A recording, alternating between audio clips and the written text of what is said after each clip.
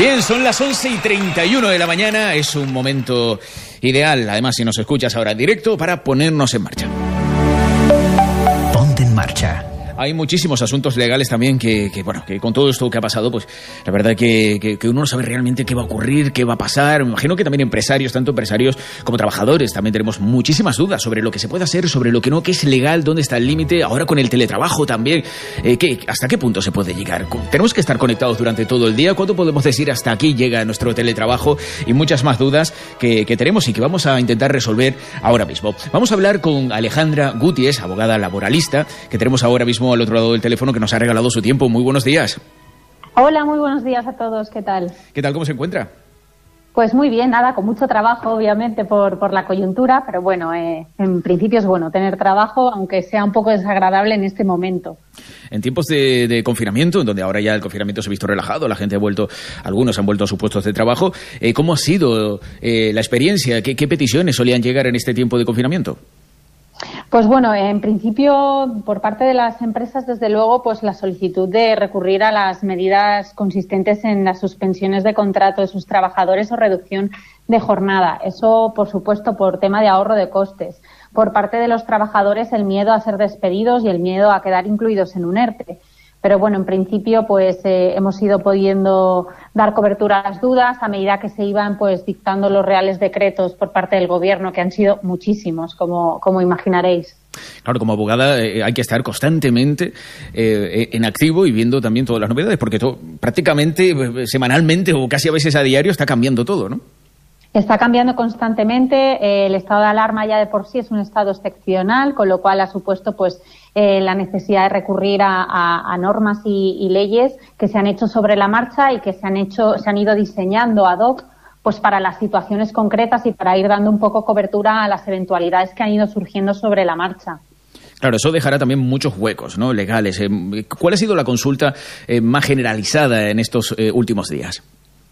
Pues bueno, como bien apuntabas, una de las preguntas que se cuestionan los trabajadores es el hecho de que a partir de la necesidad de teletrabajar, ¿quién asume los costes, no? Del wifi, pues si necesitas herramientas como un portátil, un teléfono móvil, lo tiene que poner a disposición la empresa. ¿Me tengo que hacer yo cargo como trabajador? Esa es una de las cuestiones que se plantea bastante en general la sociedad, básicamente porque ha supuesto un cambio radical en la forma de trabajar. Hemos pasado de un trabajo presencial y de estar delante del ordenador y en la silla en el grueso de los trabajos a realizarlo desde casa por básicamente el tema del confinamiento.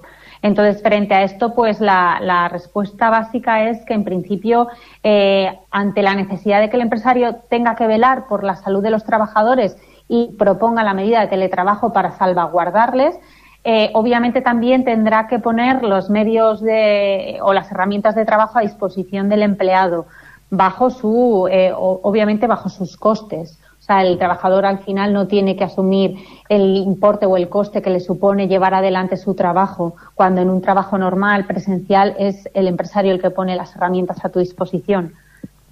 Claro, porque en este caso, suponemos que la inmensa mayoría de las personas pues tienen wifi en su hogar, pero habrá algunas personas que no lo tengan y para teletrabajar habrán tenido que ponerlo. Eso también se puede haber dado. Ahí sí tendría que entrar la empresa, o también teniendo nosotros el wifi, paga una parte la empresa. ¿Está obligada a hacer esto la empresa?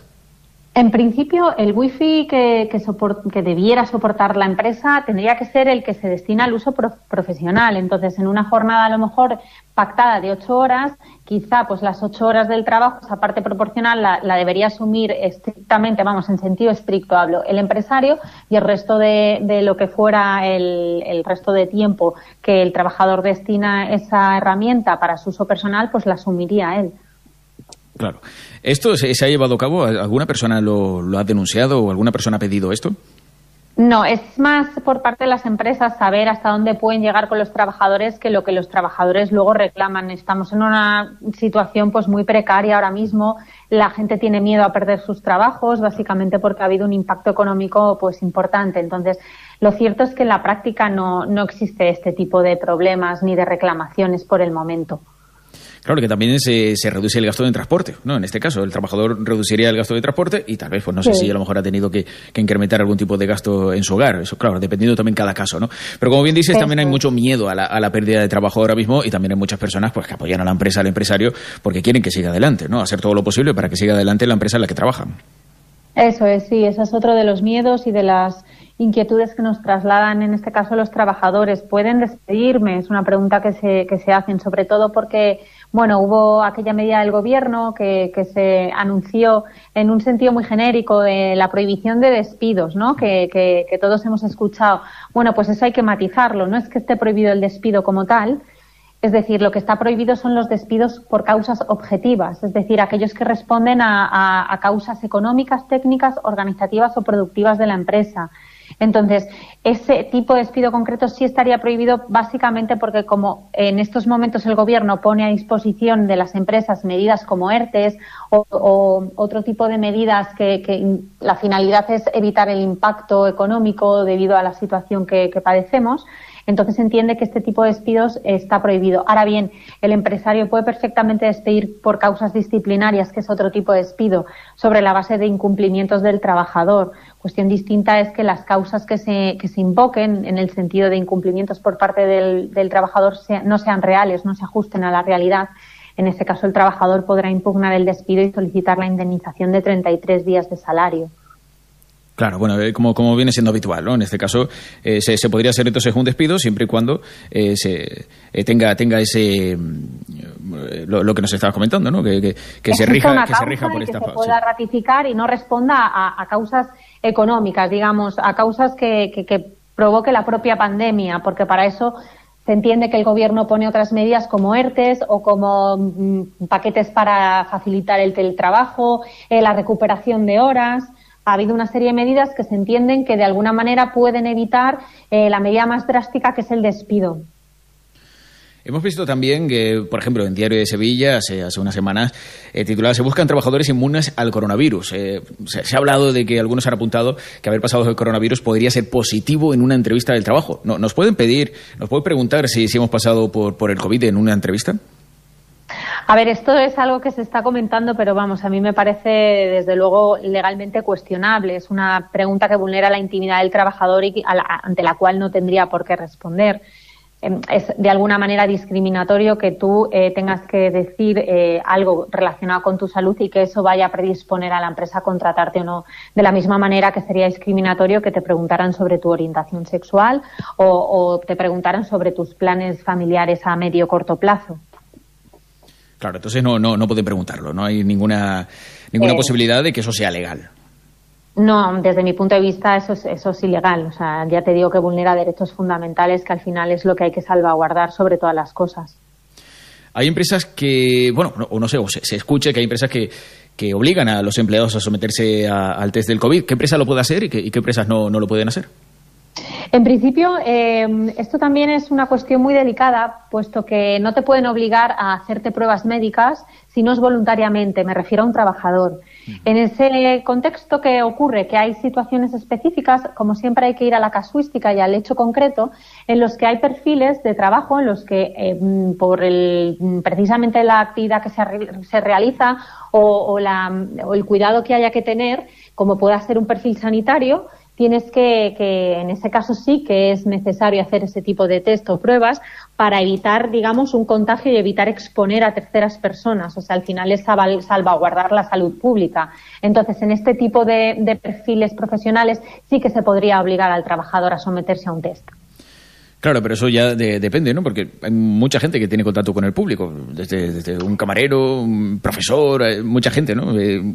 Claro, lo que pasa es que aquí hay que hacer un poco en un ejercicio de depurar, es decir, ¿es extremadamente necesario o con las medidas, digamos, los EPIs, las herramientas de protección individual, como puedan ser mascarillas, guantes, podemos evitar exponer a terceros y exponernos a nosotros mismos? Entonces es ahí un poco donde estaría la barrera, o sea, ¿puedo de alguna manera con las herramientas que conocemos todos salvaguardar mi salud y la de los demás? ¿O ya es un trabajo que el riesgo es tan manifiesto que no, lo suyo es valorar si el profesional expone a los demás o no? No es lo mismo un camarero, obviamente, que se ponga una mascarilla tecnología o esté manipulando las cosas, evitando el contacto directo, que a lo mejor un odontólogo que tenga que estar cara a cara con su paciente y prácticamente es que esté incluso exponiéndose a partículas de saliva, etcétera. Como profesional, estamos hablando, recordamos a los oyentes, con Alejandra Gutiés, abogada laboralista. Como profesional, ¿qué cree que va a ocurrir? Que nos hemos ido enfrentando en cada fase, en cada momento también de la pandemia, nos hemos ido enfrentando también a distintas situaciones. A nivel legal, ¿a qué nos vamos a enfrentar a partir de ahora? ¿Qué es lo que nos viene? Bueno, yo desde luego auguro unos tiempos difíciles, en el sentido de que considero que estamos en la primera fase de la salida y todavía queda bastante impacto económico. Creo que las empresas van a seguir articulando medidas en el sentido de recortar gastos y me imagino que seguimos adelante con despidos y con ERES y con ERTES. O sea, que el hecho de que esté vigente la desescalada y parezca que estamos recuperando un poco la normalidad no debe traducirse en el hecho de que la economía esté a salvo y considero que todavía nos quedan, pues eso, un momento duro y que habrá que remontar. En el caso de los ERTES, para la gente que no lo ha cobrado, ¿se puede hacer algo? En principio los ERTES se tienen que pagar, o sea, es una cuestión de que opera automáticamente. El problema es el momento del pago. Ahora bien, es verdad que en el momento que se pague lo que es la prestación se retrotrae. Es decir, los efectos se retrotraen a la fecha de inicio del ERTE. Entonces, más tarde o más temprano se va a tener que cobrar. Ahora bien, es verdad que también, pues esto supone cierto perjuicio para las personas que deberían estar cobrando esa prestación y no lo están haciendo. En ese sentido, se podría pedir un daños y perjuicios al Estado, en el sentido de resarcir pues precisamente esas dificultades que van a atravesar muchas personas por el hecho de no estar percibiendo una cantidad que les correspondería percibir. ¿Eso llevaría muchísimo trabajo a nivel administrativo? A nivel administrativo, lo que pasa es que hay tal colapso y ya a nivel jurisdiccional, es decir, las demandas por el momento no se están tramitando en tanto en cuanto no se reanuden los plazos procesales. Entonces, bueno, es una medida, pero es verdad que hay que tener en cuenta que estamos en las mismas, que al final pues va a haber retraso, que no va a ser algo inminente y hay que tener mucha paciencia en estos momentos. Imagino que los oyentes habrán muchísimas dudas. ¿Qué pueden hacer para contactar con usted? Bueno, nosotros somos un despacho especializado en derecho laboral, entonces pueden contactar con nosotros a través de nuestra página web, que es www.ae-medioabogados.es, a través de nuestro formulario, a través del correo info@ae-medioabogados.es, o pueden llamar a los teléfonos que aparecen también en la página web. Pues muchísimas gracias, Alejandra Gutiés, abogada laboralista.